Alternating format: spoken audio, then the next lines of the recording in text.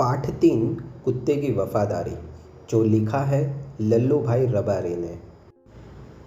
प्रस्तुत कहानी में लेखक ने अपने स्वामी के प्रति जानवर की वफादारी को उजागर किया है। कभी कभी जल्दबाजी में काम करने से पछताने की नौबत आ जाती है। लेखक ने यह बात कुत्ते और बंजारे की इस कहानी के माध्यम से बताई है। उत्तर गुजरात के पाटण जिले में राधनपुर नाम का एक छोटा सा नगर है। वहाँ एक तालाब है जिसके तट पर एक कुत्ते की समाधि है।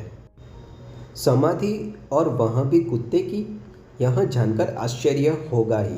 उसके पीछे एक सुंदर और हृदय को हिला देने वाली कथा है। पुराने ज़माने में व्यापार का सामान लाने ले जाने का काम बंजारा करते थे। एक बंजारा था, वह अपने ऊँटों पर गाँवों का माल सामान लाद कर शहरों में ले जाता था और वहाँ से मिश्री, गुड़, मसाले आदि भरकर गाँव तक ले आता था।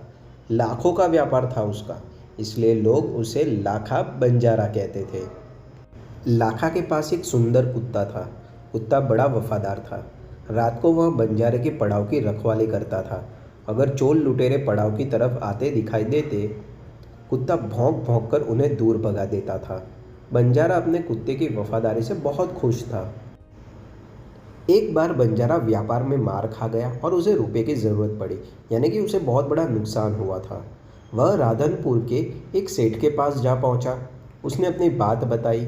सेठ ने कहा, रुपए तो मैं दे दूंगा, मगर उसके बदले में तुम क्या गिरवी रखोगे? यानी कि सेठ जो है उसे कहते हैं कि मैं तुझे पैसे तो दे दूंगा, लेकिन उसके बदले तुझे यहाँ कुछ गिरवी रखना पड़ेगा।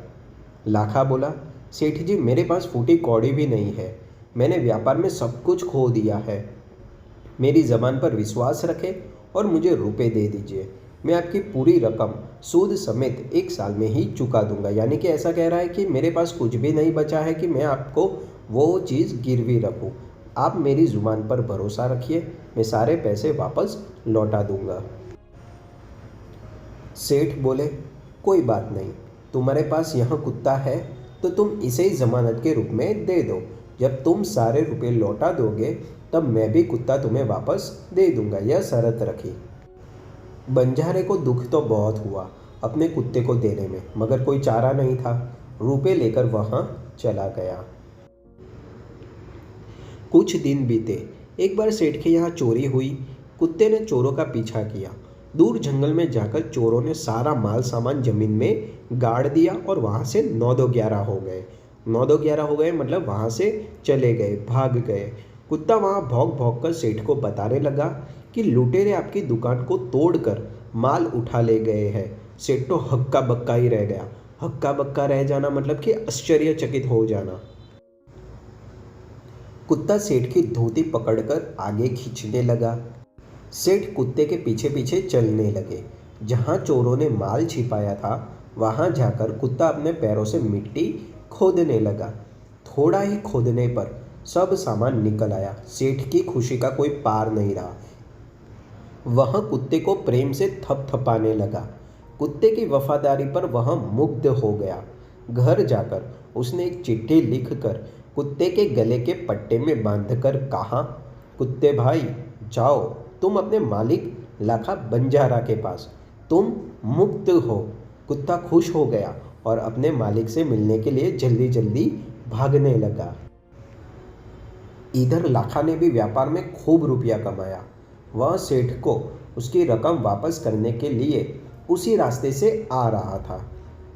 उसने दूर से अपने कुत्ते को अपनी ओर आते हुए देखा। वह नाराज हो गया। सोचने लगा कि कुत्ते ने मेरी जबान काट ली है, उसने बेवफाई की है।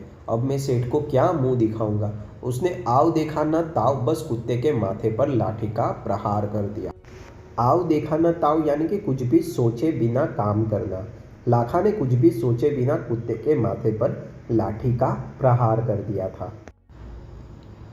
कुत्ता बेहोश होकर गिर पड़ा। लाखा ने देखा कि कुत्ते के गले में एक चिट्ठी बांधी है।